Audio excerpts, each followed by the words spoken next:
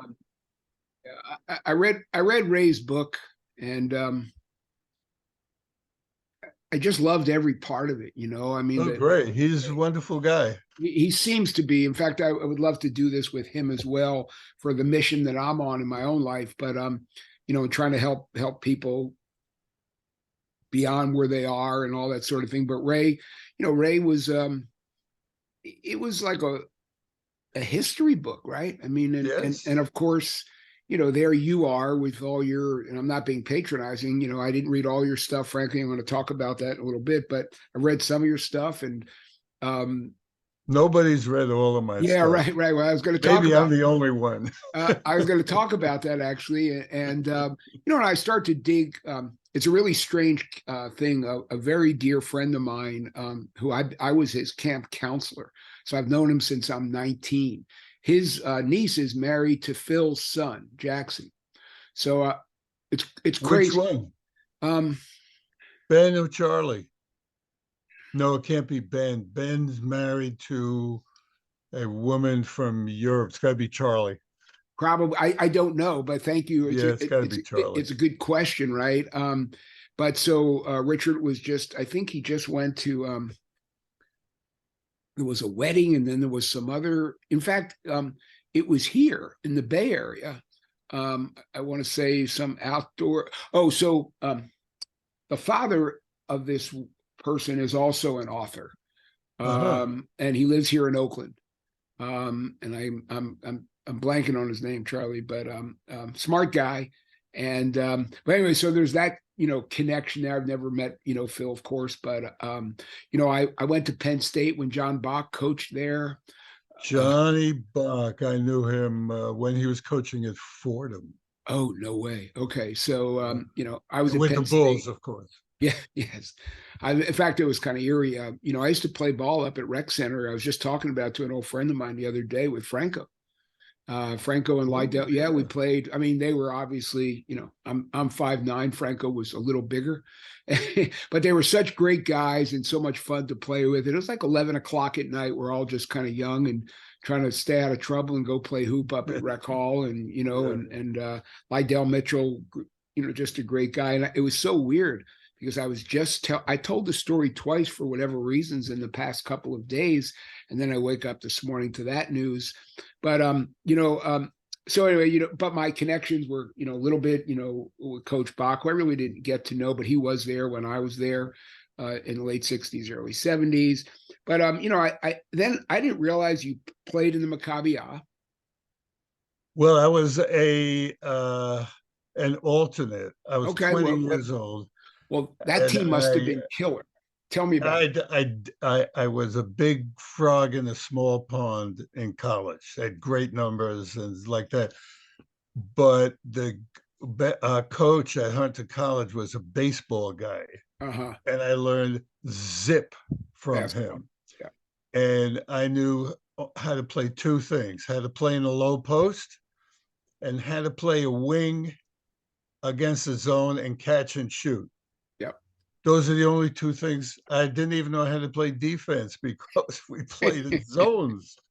Right. So coming playing with these guys, Larry Brown and Artie Heyman, I had no idea what No, to do. that's like going I was into just a PhD level. out of my league. Yeah. PhD level, right? I didn't know that. I coached in the Maccabi. So I start to read the bio, and there's these interwoven, kind of, connections. And of course, I really did love Ray's book. There was just so much about it that was, impactful and surreal, maybe in some ways. I mean, just some of the stuff he talked about. He's a little older than I am, but I grew up in a Philly playground. I went to Albany High School. I used to, Earl Monroe played in the Baker League, and back in those summers, and people don't realize it was all outside early on. Right. And then Ray talked a lot about Kutcher's and how much he loved, the culture and the food, and I did one of these calls with Gene Banks. In fact, that's his jersey, high school jersey behind me. and he talked about his favorite place to play and live was Israel when he played there. I even sent him a shirt from our team, so he'd wear. I'm going to send you one too, but Oh, I love it. yeah, but so the game just has a friend of mine. I don't know if you ever crossed paths with her. Her name is Donna Orender. No. Donna was the president of the WNBA at one point. Oh. And actually, the same camp, is a weird story, I just realized this, where I met this young kid whose nephew or whatever it is, or great nephew is married to Phil's daughter. I met both those people at the same camp up in a town called Kittnersville, Pennsylvania. A lot of New York kids down from that camp. But Donna has this saying where there's magic in the ball. And it's just kind of true, I mean, it connects things on so many levels. And I swear, Charlie, when I spoke with Gene, I think I spent maybe 2 minutes speaking with him prior to the call like this we did. And I promise you, we went for 2 hours and we're laughing. It just, yes. Well, there's a place up around here, which is like 100 miles north of New York City, called the Omega Institute. And they have, I met Donovan there, Bill Walton taught something there, Olatunji with his drums. They had all kinds of yoga classes. And it's a very famous place. Huh. And I was Phil's assistant up there for a couple of years. I was reading and about then that. I took over a weekend camp, clinic, whatever, called Beyond Basketball. And I partnered with Eddie Mast for a couple of years. Oh, yeah. With Daryl Dawkins for a year, with Scotty Wedman for about 5 or 6 years. Yep. And we did a lot of on-court stuff and strategies and skills. But the theme of it was that basketball can take you to a place that can benefit your life. Basketball court, you see the lines, the rules, the 3-second rule, this. So it's easy to kind of focus. Okay, we talk about focus, the play, the here and now, the play and the teamwork and knowing your role and the camaraderie and 10 players playing one game. Yep. And just being ready and how that attitude, which you can develop on a basketball court, you can take with you into your life. One of my old sayings is that life is a metaphor for basketball. No, it's the other way around. Basketball is a metaphor for life. That's the way it is. So it's I always think basketball is the best sport possible. The action is continuous, not like in baseball or football. And whatever. That said, I can't watch NBA games. I stopped watching. Ray convinced me to watch the finals last year. He nagged me to watch the finals, so I watched the finals. I have not seen 1 second of basketball because the 3-point shot, it's ruined the game. It's crazy. You have 7-footers shooting threes who don't know how to do anything else. Yep. Team shoot. I was tracking it from like 40, sometimes to 60% of their shots are threes. Everybody runs the same offense. Guys don't know how to play 5-on-5 basketball. Almost all the coaches are afraid of the players. Yep. And it's unwatchable. I can't watch it. I get it completely. Which really is a vacuum. And I can't watch college ball because the referees are so bad and the coaching is so overrated in college basketball. All you have to do is watch a team's zone offense in college, and you can see these guys are recruiters. That's what they are. We'll get into it at some point, but Right. that comment and that ethos is a little bit of a byproduct of why I have this nonprofit that I founded, which is why I was hoping to meet and talk with and get educated by people like yourself, because most of the kids who get recruited, that's it, right? That's Yeah. last stop. That's last stop. Right. And I talked about this as basketball porn for me, having this opportunity to speak with you and all that I mean, you've coached, you've played, you've written about it, you've done all this at a very, very high level. Obviously, your understanding is keen, and the one thing that we're not telling these people is your chances of going beyond that moment are infinitesimal. Infinitesimal. Right? We use Yes. the same word. God, that's crazy. We use the same Yes. word. And yet, talk about porn.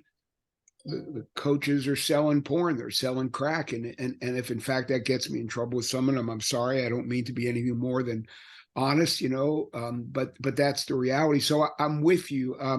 I live here in the Bay Area, right, Charlie? And when the Warriors play well, it's watchable. I will tell you that. I think Right. Steve Kerr is a fine Is a coach. wonderful human being. Yeah, I amazing had the guy. pleasure to meet him Oh, you several did. times. Yeah, he's special, right? He And really is. it just comes out of his pores, right? Every Right. part of him, and the thing is, in many ways, it translates right to the players. I mean, Stephen Curry's a freak, right? I mean, there's you're older than me, but we're all both old, but I've never seen anybody be able to, do what he does and so forth. Well, if he played in the 70s, if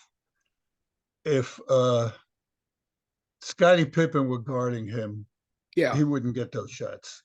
Yeah, you're But it's probably right. relative. Everything is relative. They talk about one of the things that really pissed me off.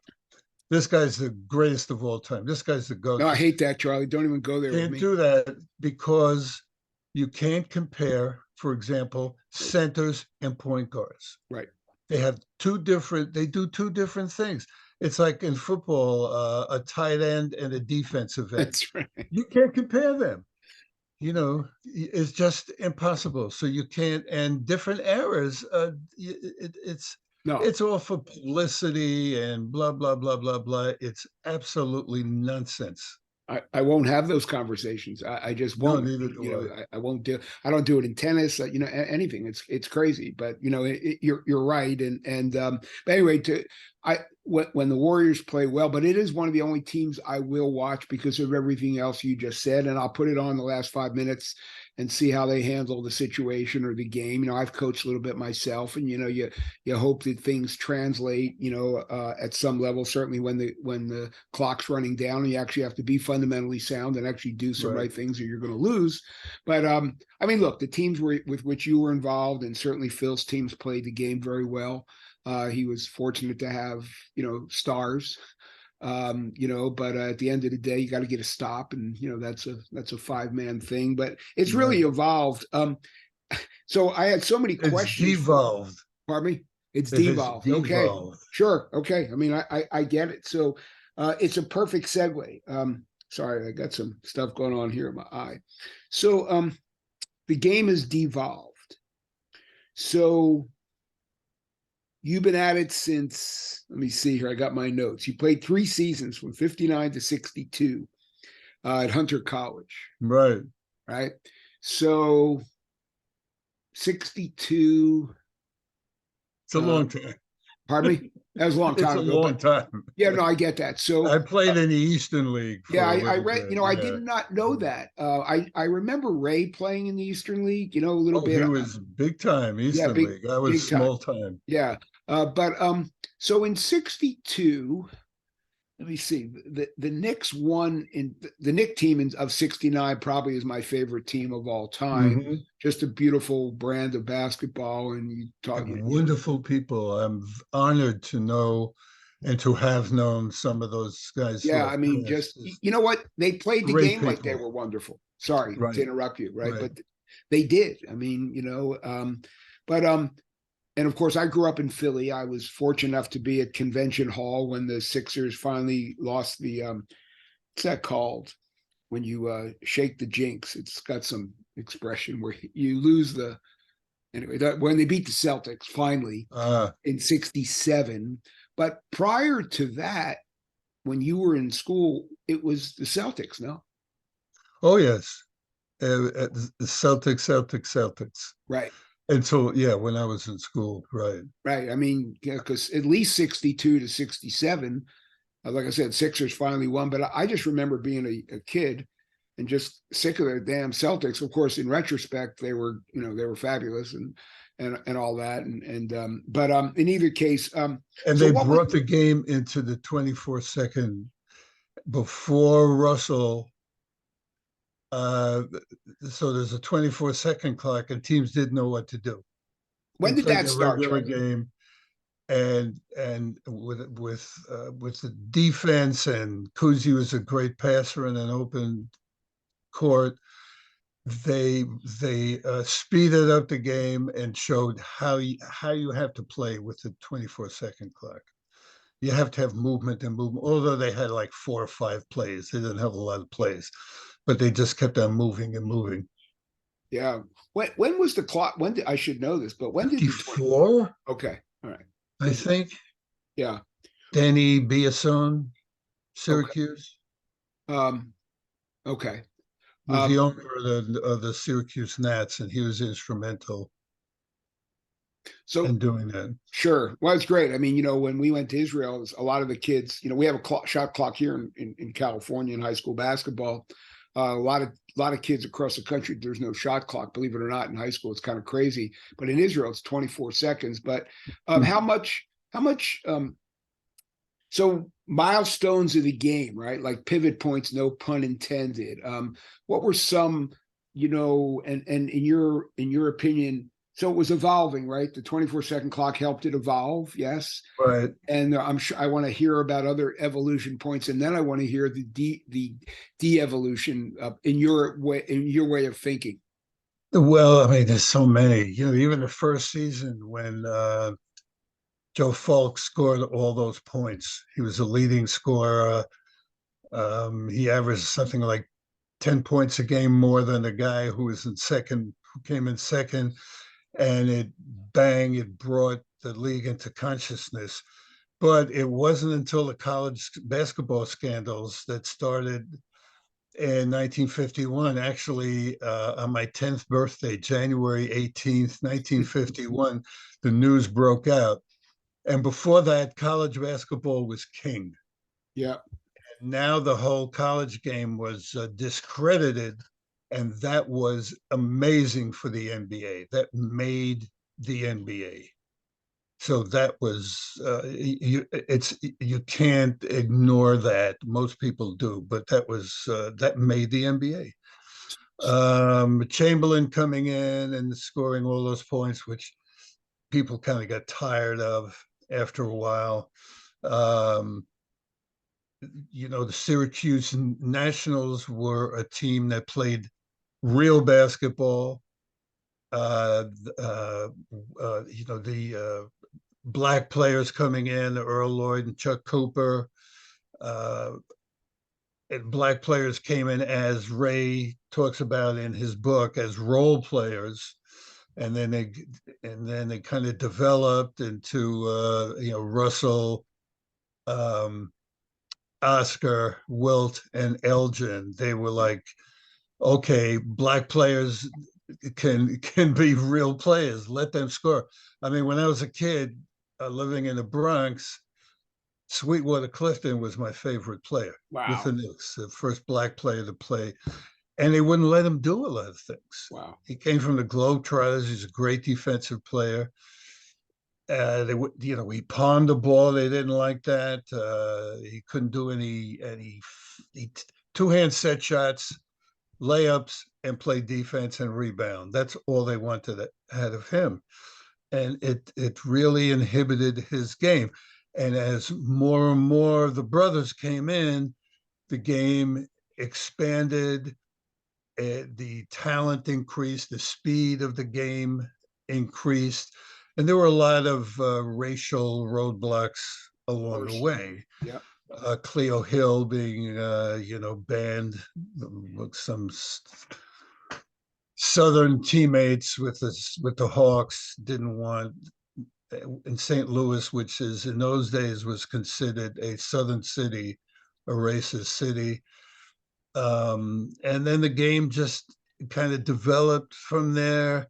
I think the Knicks, the quote old Knicks of 69 and 71, they were the ones who made the NBA a national sport. Hmm. New York is New York, Right. the Okay. capital of Gotcha. the media. And there were more media people covering those games than any that nobody had ever seen before. Bradley was part of it, Hmm. coming from Princeton, Yep. coming from England, the Renaissance man who was into everything and having to change his shot, having to learn a new position, and being dollar bill. So that was key to really make the NBA professional basketball a national sport, national focus. And Yep. then it went on from there until the 3-point line killed it. And when they had high school seniors coming into the league, that didn't do it any good because like I said, these kids knew how to play 1-on-1, Yep. maybe 2-on-2, but they didn't know how to play 5-on-5 basketball. And the coaches had to dumb down their game plans so these kids could survive. You take somebody like Kevin Garnett, it took him several years to learn how to play in the NBA. Yes, sir. He didn't know how to do it. Yep. No. And there's some things about, I mean, I don't want to be negative. No. No. Or I do get I it. I want to mean, be negative? no. I get it. I mean, look, Daryl struggled too, right? Well, that was him. Yeah. No. That I'm was, saying, but maturity even, but right? I he mean, didn't care. Daryl was having Daryl Dawkins, we're talking about, had such a good time. yes. It was such a wonderful, wonderful, free spirit, Um, great sense of humor, extremely intelligent, honest. This is who he was. He was having a good time. And there's one incident in the book where Billy Cunningham is his coach, and, and Billy C. I did a profile of him when he was in the ABA. Very serious. He sits Daryl down. He says, "Daryl, you got to get serious now. You could be a great player. You could be really, yeah. You got to practice on blah blah blah." He gives him this whole spiel. Yeah, coach. You're right. You're right. Collins gets up to walk away, and Daryl sticks out his foot and trips him. I mean, you want me to tell Daryl stories? I got a great Daryl story. I'd love to hear one. Okay, I was in the CBA, and I had the rights to Pace Mannion, who eventually did play in the Rockford. I'm still in touch with him. He's living in Italy now. His kid played 1 year with the Warriors, maybe, and then went to Italy. And Pace played in Italy, and he moved there. Great guy, Pace is. So I'm there looking at Pace and have a chance to talk to him. What's going to happen, blah, blah, blah. So Dave Wall was the coach, who is like such a serious Yeah. guy. They was. He Dave played Wall at Penn. from I Penn. remember. He's from Yeah. Penn. Yeah. Right. So this is warm up, and all the players are on their backs on the floor, and the trainer saying, "Okay, stretch your left leg," giving them instructions, and it's dead quiet, except, and all of a sudden you hear a voice, "Oh, Black Joe, play one of them old Negro spirituals. Sing one for us." Yes, Missy. Uh, down. What's the song he was singing? Old Man Ribbon, and Oh, all, and it's Daryl Dawkins, and Walt comes over furious. Right. Yeah, Dave What are you was doing? You get this rude practice. And Dawkins says, yes, massa. And the place cracked up, and the whole practice went nothing, was garbage. That's Daryl Dawkins. that's a That was him. juxtaposition of personalities if there ever was one, right? I mean, Yes, and he's sorely missed. yeah.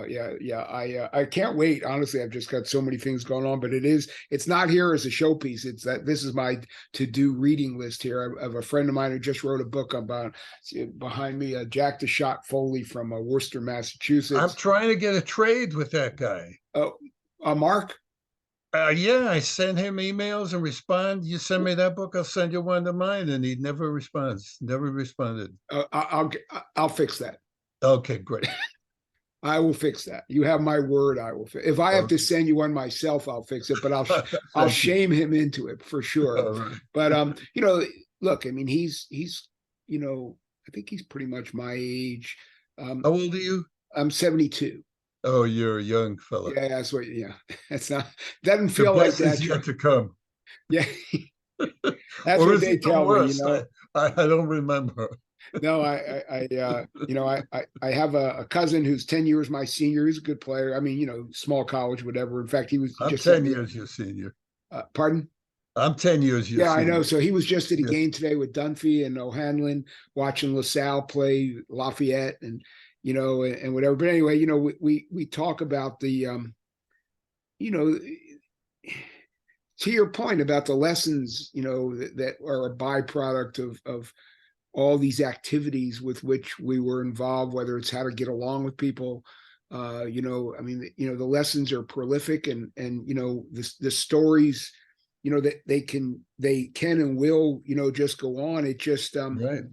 you know, so I had an opportunity. Well, Bradley was a hero of mine growing up, right? He, again, a little bit older than I am, but he was the guy who, we were kind of modeling our games after he went to Princeton. So it was right across the way from Philly. But then, Earl, tell me what you think about this. I think Earl changed the game, Monroe. Well, Earl changed his game. Well, that's for sure. I'm fortunate to know Earl. He wrote the forward I know to, that, and yes, he, I mean, he's a wonderful, wonderful man who's extremely intelligent. People don't. He doesn't put himself in front of the public that much. He's extremely, extremely intelligent. forward is beautiful. But keep talking. I'm sorry. And when he was in Baltimore, he was involved in the situation. He was watching, excuse me, he's watching a high school basketball game, a white team against a black team. And I don't remember who won. And the two teams, there was a whole racial melee after the game. And Earl, went down on the court to break it up. Yeah. And they accused him, Baltimore, which is a southern city, accused him of being a racist. Oh God. And he used to wear, Headband. headbands, African colors, and he was proud Absolutely. of his heritage, of course. Absolutely. But they accused him of being a racist, hating white people, and that was part of the reason why he had to leave. And when he was there, he was. I always say you could watch Earl play with Baltimore 100 times, and in each game he'll show you one or two things that you've never seen before. That's why I think he changed the game, Charlie. Honestly. Well, yes, but then when he came to the Knicks, he couldn't do that. When he came to the Knicks, he had to play defense. He had to learn within. They had Willis Reed. They had Clyde. Yeah. It wasn't give Earl the ball and let him do his thing. So he saw and he understood that he had to tone down his game and fit within the team. He couldn't score 30 points a game anymore. So yes, he changed the game, but he also changed his game and won a championship. I mean, he knew. I was just joking with my cousin actually this morning, on a text, and I said to him something like, "Look, I wasn't very good. I was a 5'9", Philly guard, but the ethos I carry with me to this day, which is in Philly, and I'm sure in New York you share the basketball. I mean, the game is played when the ball moves, right? And Right. um, to Earl's credit, right? Because certain cities, Charlie, I don't know. I mean, the playground. I have this thing. I want to write a book with you one day. I think the world changed for the worse when we lost the meritocracy of the playground. Mm. I do, but Earl was you couldn't just do all that. You had to share it out there, and he was just a winner, obviously, and he decided to morph his game to win championship, and he fit in there like you'd never. I did not know what you just told me, and I've watched the game for many years. Well, there were tryouts for the Pan American Games, and he was still at Winston-Salem, and he came in and he just did his thing and was amazing. And the coach didn't pick him Yep, because he didn't like the way he played.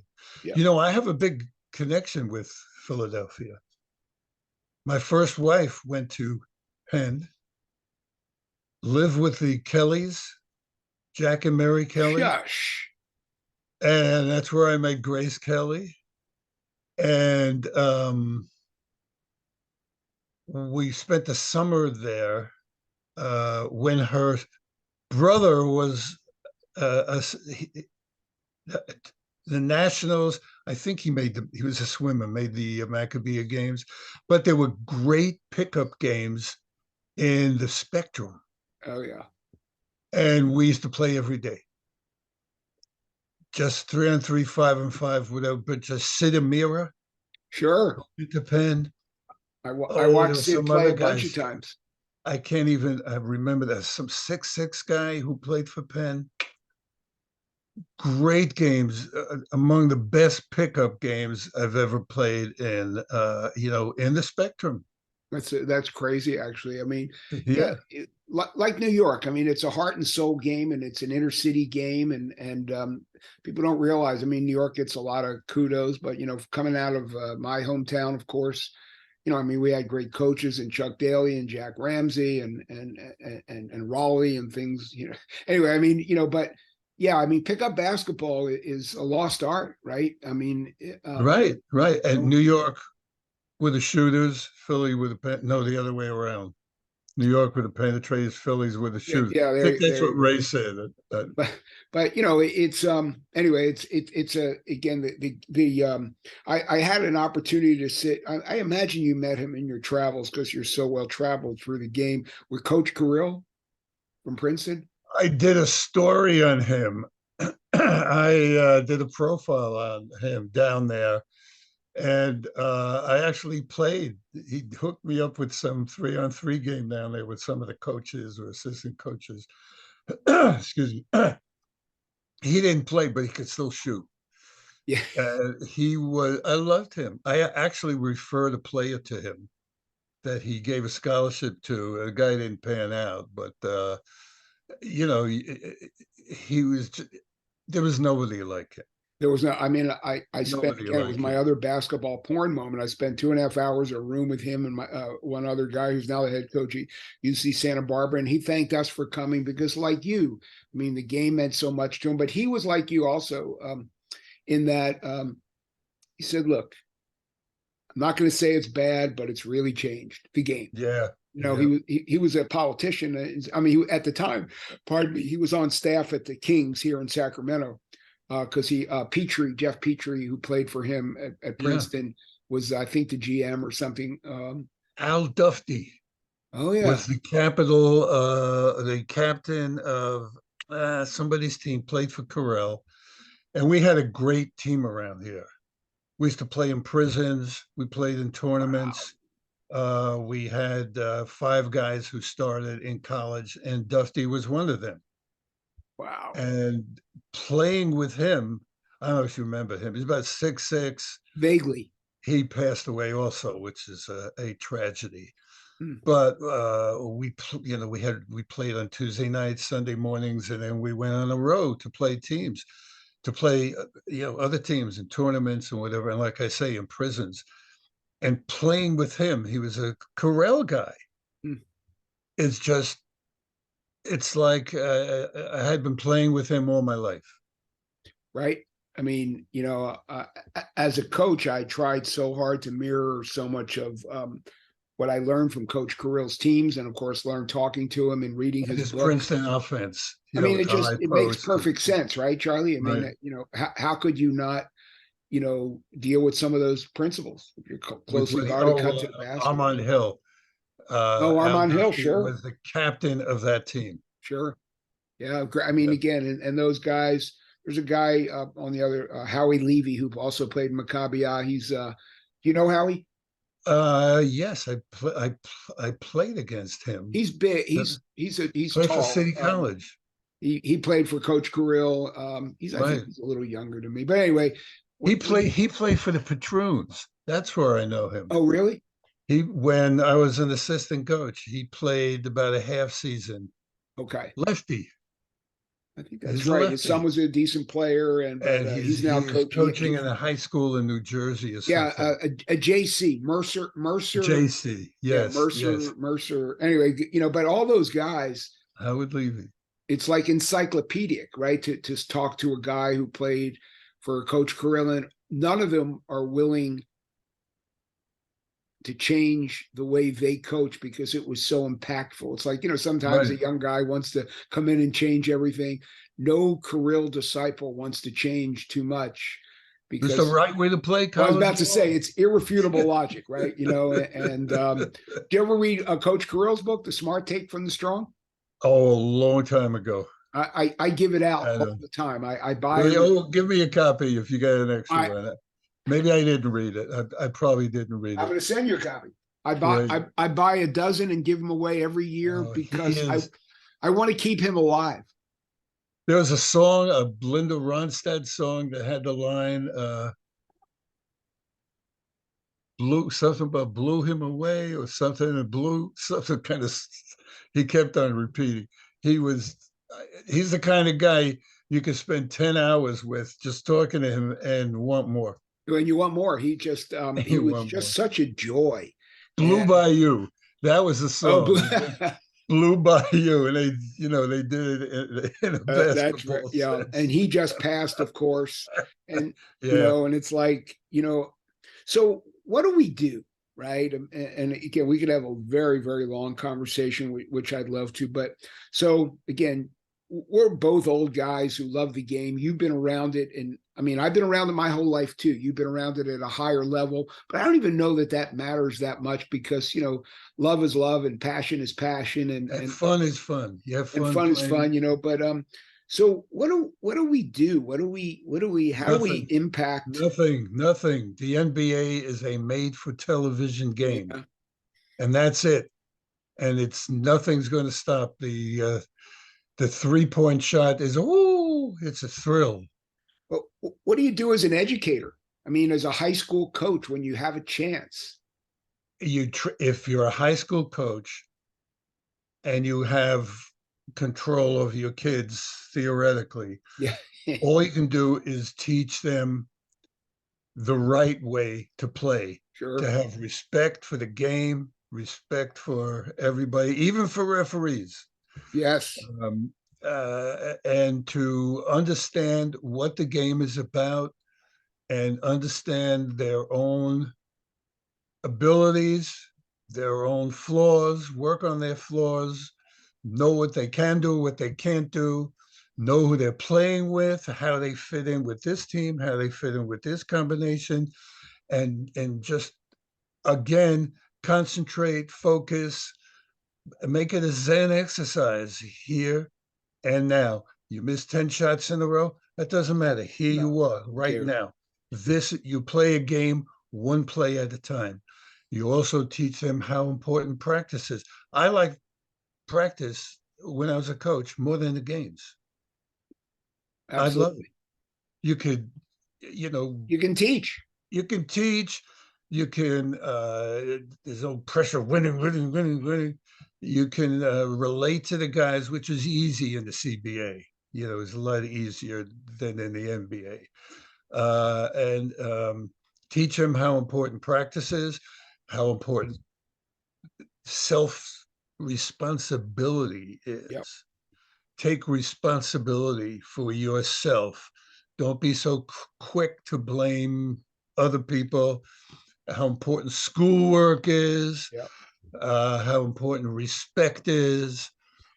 You can do that as a high school coach. Once they get to college, it depends on where they go. Right. But again, I'm not really into college basketball, so I don't know what college coaches do that, have that kind of teaching method or not. But I assume they're under so much pressure that They they are. have to win They no are. matter what. So that's what counts. They just win. You recruit a great player, you'll have him for a year and then he's gone, to the NBA. So probably high school is where you can do it. But again, with all these AAU, It's terrible. giving them free sneakers and doing this and just blowing up their egos, it's difficult. It's just so hard.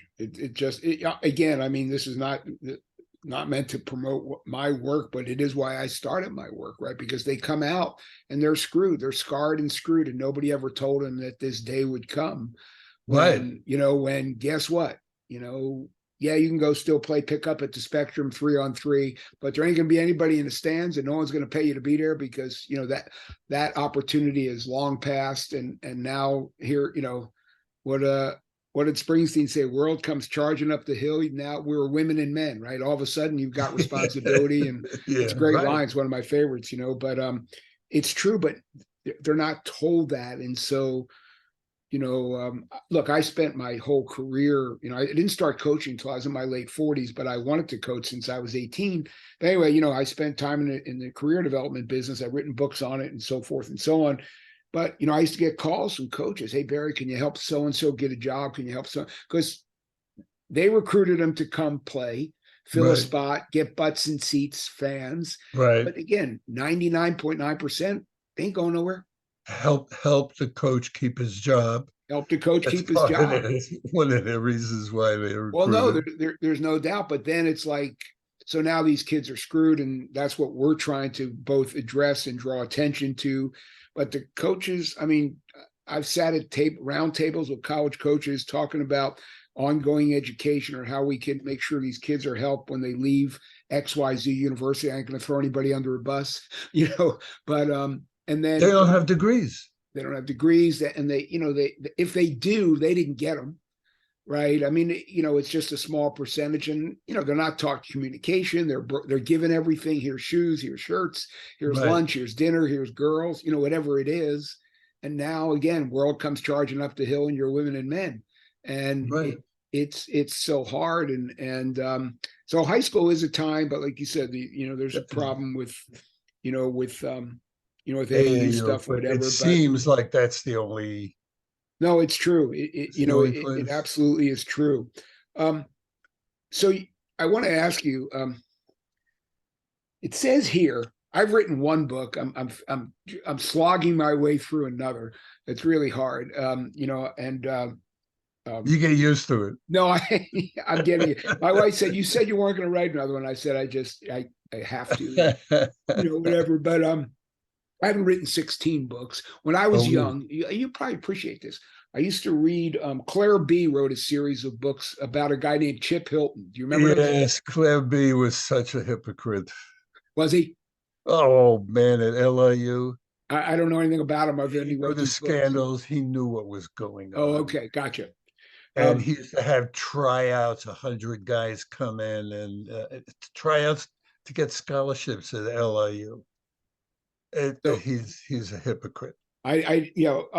so I grew up reading his books, right, Chip, because Chip those are my, Hilton, that sure, was my porn, right? I was 10, right. 11, whatever. But now here's this guy on the other side of the screen here who's written 16 books about basketball. He looks a lot like you.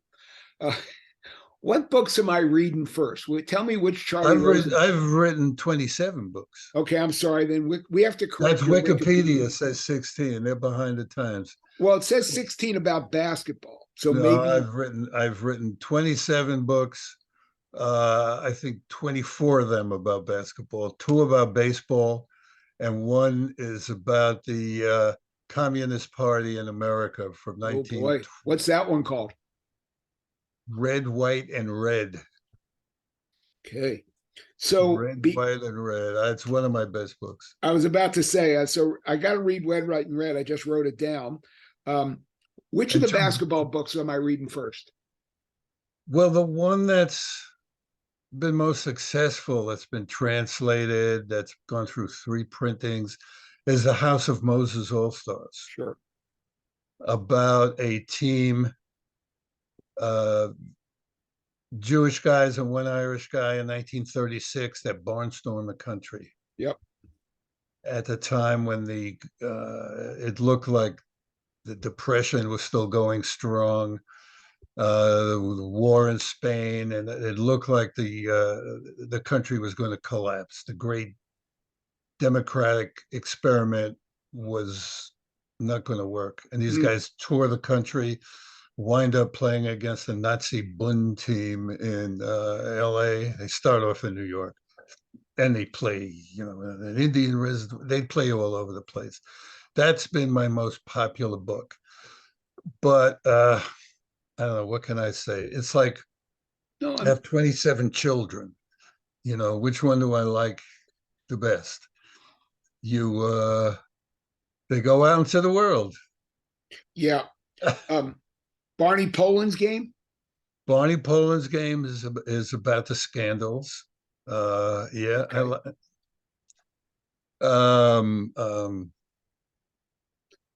I can't even think of the name of it. Something Freddie Wong, All American. Okay. I'm not Freddie. I can't even think of the name. That's about an Asian basketball player. Oh wow. It kind of, I really like that one. Sammy Wong, All American. It was kind of inspired by Jeremy Lin. I was about to ask you, am I hearing Jeremy Yeah, Lin in there? but it's totally different. It's kind Okay. of started. It's absolutely totally different.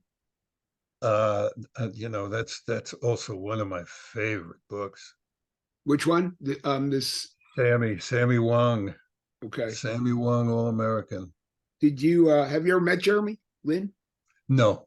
Yeah, he played high school basketball out here. He's from Oh, Palo Alto. really? Yeah. And I used to joke with my old friend Ben Braun all the time because Ben passed on Steve Nash and Jeremy Lin. I said, you just keep recruiting, coach. Well, Jeremy Lin, the first couple of times around the league, once they caught up to his game, he couldn't really shoot. And he had one move where he'd drive and he could stop on a dime and then find a space to to shoot. And they figured that out, and he really couldn't play defense. But it's New York. He had a great early run in New York, and New York is the media capital, but he couldn't last. It was perfect, actually, and in many ways good for so many other things, right? Right. No blood, no foul, more than a game.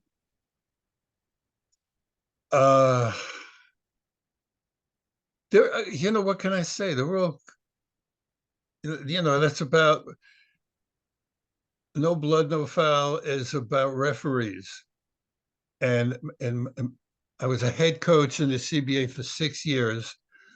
And every year I led the league in technical fouls. And since then, I've become friends.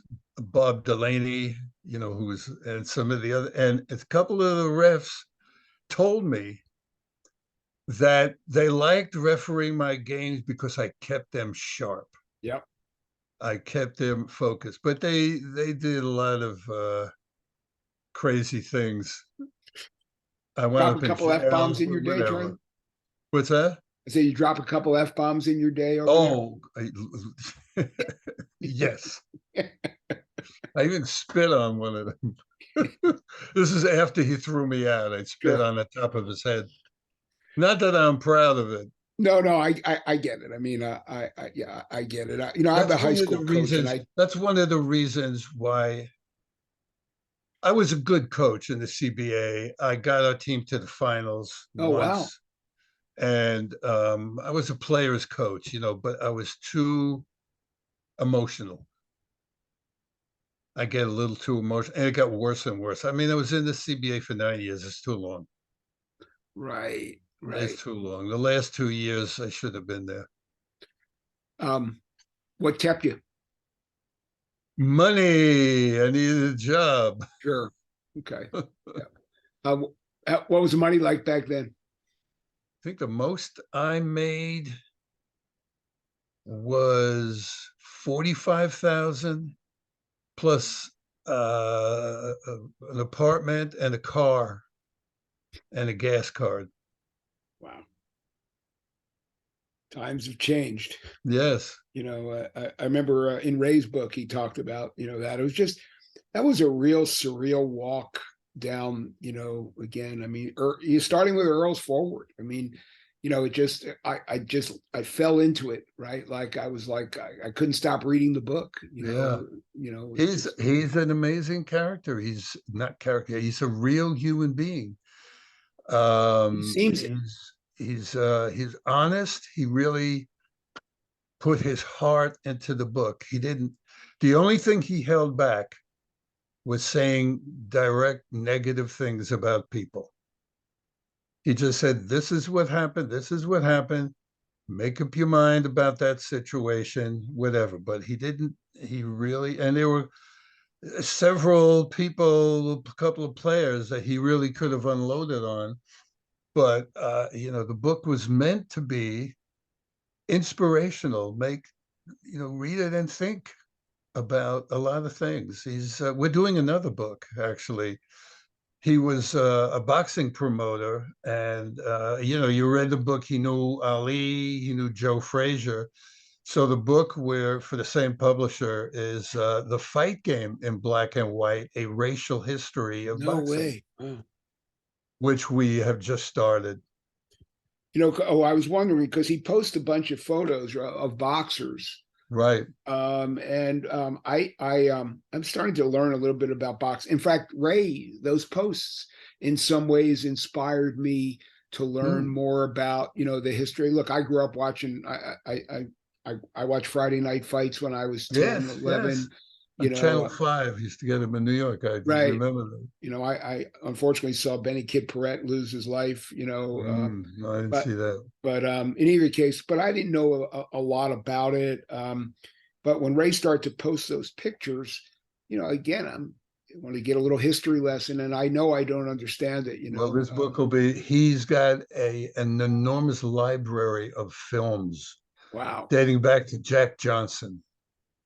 He's got every issue of the Ring magazine that was ever printed. Oh He my, says he knows as much about boxing as he does about basketball. no way, really? And from what we've done, I believe him. Wow. That's why. So I saw you post every once in a while where he says something you might say in the book or for the Right. book or something. See, I'm attentive. I focus. I'm coachable, coach. All right. You, you know, Well, you had to be a point guard, so you had to be, I was just telling my or a cousin point or today. a pointless guard, one or Yeah, the other. we were a two guard system back then, and Carell talked about that so much. He said, I don't like this ones and twos. You're a basketball player, Basketball player. and I did. and I did a of course that's story how on the we big. all grew up, right? I did a story on the Big Five. Those were magical days. Yes, and I played one of, who was the coach at LaSalle? Lefty, somebody? Oh yeah, Lefty. yes, yes. Oh And shoot, he, you're oh, challenged. I can Yes. see him. I can see him. We played one on one. He challenged me to play one on one. What was his name? Um, it was it was of course after well let me see So I had an old friend. He was a camp counselor with me. He was older, Larry Ken, and he Mm. played at LaSalle.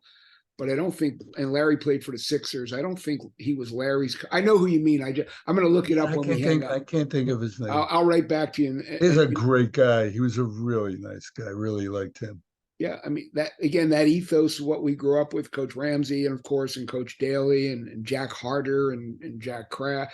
It was just the game was taught, right, and that's how we grew up learning it and loving it. I mean, Coach Carrill's from Reading, Pennsylvania. You know, it was Mm. just something in the water there. And I think once you got west of Harrisburg, it honestly it went to football. Mm. In Yes. some ways, it did. You know, I mean, obviously New York, but on that side, you know, whatever it was east of Harrisburg, for lack of a better term, east of York, Pennsylvania, you know, it was amazing. And Boston, of course, too, right? There was just it's a basketball place. I'm going to get you Mark's book for sure. I'm going to send you my own copy, and then I'll shame him into sending me Okay. another one. Yeah, I mean, we can talk for hours, Charlie. I gotta figure out how to, you know, put a face to the voice and or shake hands and all those things. I want to read some of the books, and maybe if you would be open to it, I would do one of these again and just talk about how you came to some of the, you know, how much fiction is this, because obviously the your books are not, some of them are fiction, right?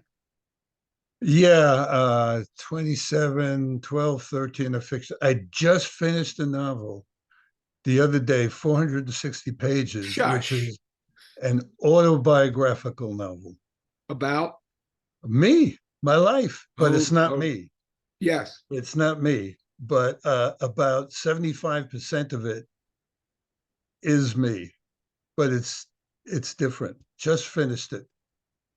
So you're writing about, there's a film called Inside Llewyn Davis, which is a story, a loosely based story in the life of Dave Van Ronk. It's a Coen Brothers film. I Hmm. studied guitar with Dave back in New York when I lived there. Really? Yeah, yeah. And Dave Von Honk. yeah, he was a good man. He That's turned the me way he on to used to Irish say. whiskey for the first Yes. time, and he passed too. But oh, I Yeah. love this. So when is this coming out? I don't know. The publisher said he can't read it till February, so it'll be a year or something like that. Well, I'm glad to hear it, and again, I was so excited to I didn't realize also you coach women's basketball up at New Paltz, where Yes. this friend of mine whose grand nephew is married to Phil's daughter, he went there. You know, I have a friend named Sherry Levin who played, actually, he was just got in the Hall of Fame at Holy Cross for women's Ooh. basketball. Yeah, Sherry Levin, she coached Maccabi, but you know, I had a strong affinity for the women's game when my friend Donna did it. But you're like, I mean, I'm so glad that you wrote, um, you've written all these books. I didn't talk about Players and Pretenders. Before we hang up, I want to hear about that. Whoa. Yeah, I want to hear, but I'm grateful. I want to say this out loud before I forget, because I'm old.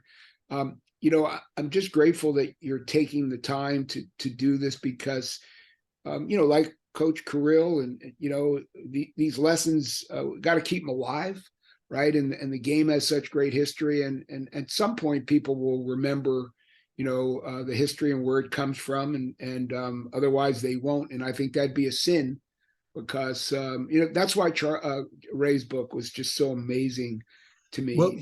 the problem is baseball.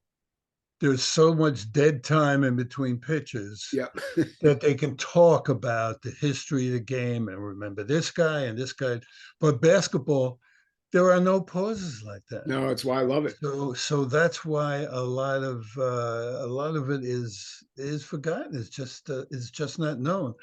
And Well, I write because I don't know what else to do. that was my question, actually. Why do you write? Well, I cook. My wife and a daughter live here. I wash the dishes. I go shopping. I take care of the dog. Uh, I read. What else am I going to do? Good for you. And I write. And there are periods where I'm what not writing. Happened about 2, 3 months ago. I go crazy. Sure. I go crazy. You're a creator. And when did you start writing? I mean, to realize that you were going to actually Oh, write that wow. someone like you would want to read it. I was about 22, 23 when I started writing, and I wrote 3 novels, Wow. and none of them got published. And they didn't deserve to get published. And then I wrote "Have Jump Shot Will Travel." That was the Oh, first one that got published. That's hard to find. okay. Um, And how old were you then? wow. About. Oh, 31, 32, Okay. something like that. Maybe a little younger. And when did you decide you're going to write with Phil or about Phil or He, collaborate? you know, I first met Phil. I was friendly with Stan Love, Kevin Love's father. Oh, wow. And I was out in LA, we kind of, it's a long story. I met him Yep. down in Baltimore when I was doing a story on Mike Reardon, Yep. who I played with a lot when I was going, excuse me, doing my master's at Hofstra. He was, he'd come there with some guys and just because he wasn't playing much with the Knicks. So I played with him a lot. Anyway, so I met Stan Love and out in California, hung out with him, with Steve Patterson. And when Stan came to New York, we'd hang out and do all crazy stuff. And he said, "Oh, this Phil Jackson's having this party, and I'm invited. Let's, come with me." Okay. So Phil was living in a loft on West 19th Street, right near the highway, above an auto body shop. It's very, very noisy in the daytime, but quiet at night. And this is when he So, was with the Knicks? yeah, oh, yeah, that's when he was Okay. with the I Knicks. just want So to get a timestamp on it. Sure. Go ahead. Sorry. 70, 70 maybe, Okay. 70 or no, 71, 72. So, we go there and Stan immediately met some woman and disappeared.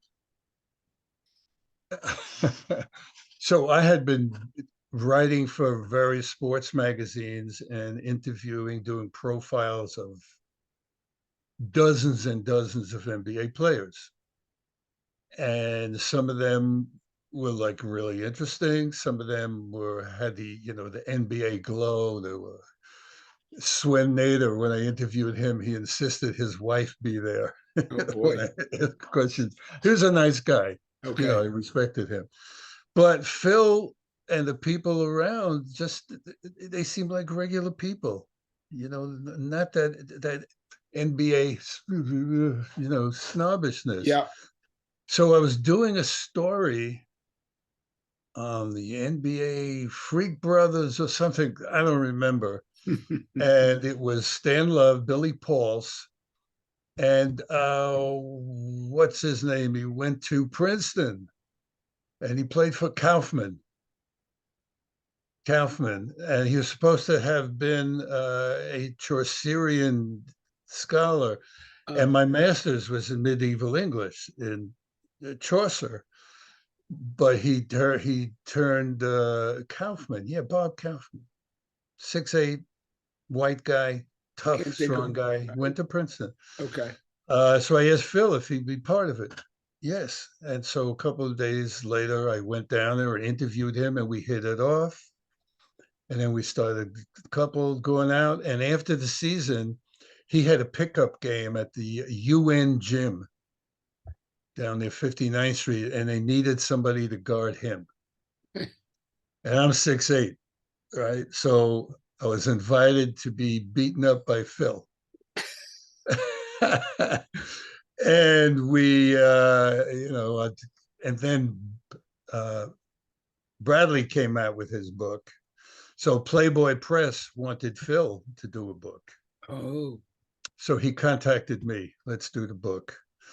And then we just started hanging out and doing this. And wound up coaching with him up in Albany, playing stickball against him. Those were funny games. Yeah, there was a vacant lot next to the place where he lived in West 19th. Perfect place to play stickball. Stickball. He did me a favor. He batted right-handed. He hit a double. He in college, he played baseball off of Satchel Paige. Shush. Double left center field, line drive off the wall, Oh. playing for an American Legion team. So that was before he was in college. He's a great athlete. Yeah, no, at that level, we don't like you were saying earlier about Art Heyman and Larry. I mean, it's just another, and I'm sure you're a terrific player, right? But that's yet another level, right? Right. Yeah, that's just yet another level. He was a tennis player, golf. He was an athlete. Petey, Coach Krill loved his tennis. He loved his tennis. I never liked tennis. Yeah, you can't spit. You can't scratch your crotch. You can't do things like that. You can't hit anybody. You can't hit the guy to your opponent's like 50 feet away. That's right. There are very few thrills in life, either getting hit by or hitting someone with a forearm in the chest, right? Or setting a pick. Right. Knocking the guy down with his pick. Right. Something enriching about it. I agree with you. Again, I'm not that big, but I didn't mind hitting and getting hit and, whatever.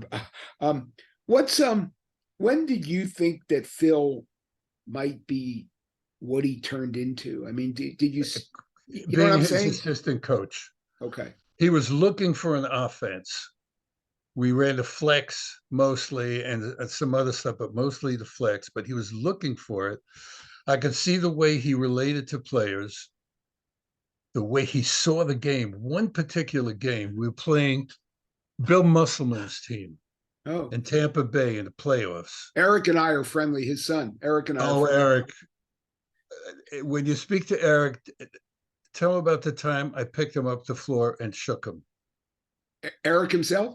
Eric himself, after a game, I was pissed off. Ask him about that. Oh no, he can be. I hit him once with a forearm in the chest. Just say, Coach, let me be your son's coach, and you be his dad. So, but we get along. Like anyway, I will tell him. Played a game once with Eric and Bill and Phil and some PR guy. Eric, he had a bad knee or something. I've not played with him, which is probably better off for both of us. So what was I talking about?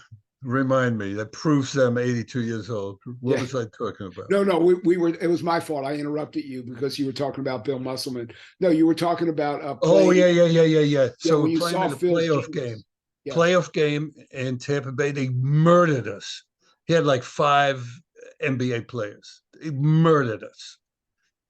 Going to practice the next day, and Phil made these minute changes in our offense and defense. Change the angle of the cut, set the pick here, do this, do that. And we beat him the next game. Wow. So I said, this guy, I mean, I knew it, but how deeply he sees into the game. And when he first got the head coaching job, we would taking a walk. We both lived in Woodstock at the time. He was unsure. So I don't know if I can do this. And I said, and it's in one of his books. I said, Phil, this is with the Bulls. I said, you're going to win 5 championships. Wow. And in another book he wrote, I was 1 short. I remember this in the book actually, and yeah, I mean, or that example, but when do you think it turned for him? I mean, you told him he was going to do it, but at some point that belief has to, come in, right? And it's of course at the highest level. What do you think changed his algorithm? His belief. Nothing changed his belief. He kept his belief. He just had the opportunity, and he met with Tex Winter.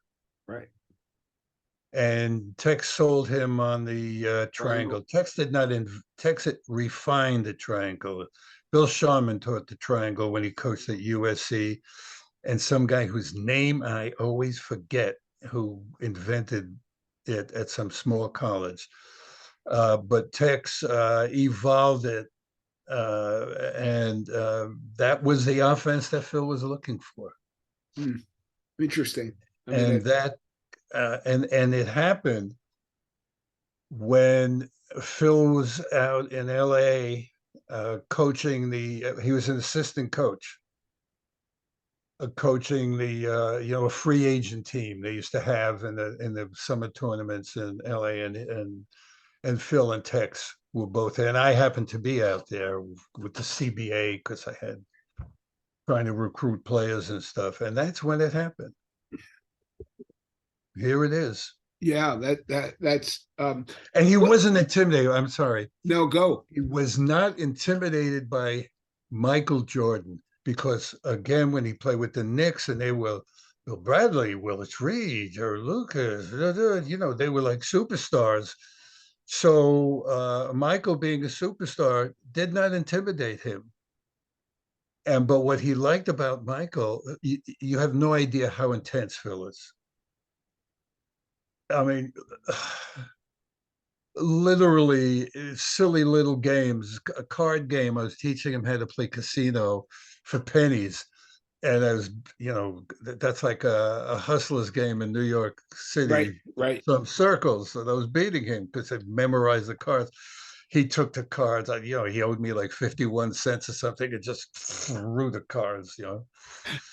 He just really, and he admired Michael. He said, Michael, of all the people in the Bulls organization, Michael has the same competitive spirit that I have.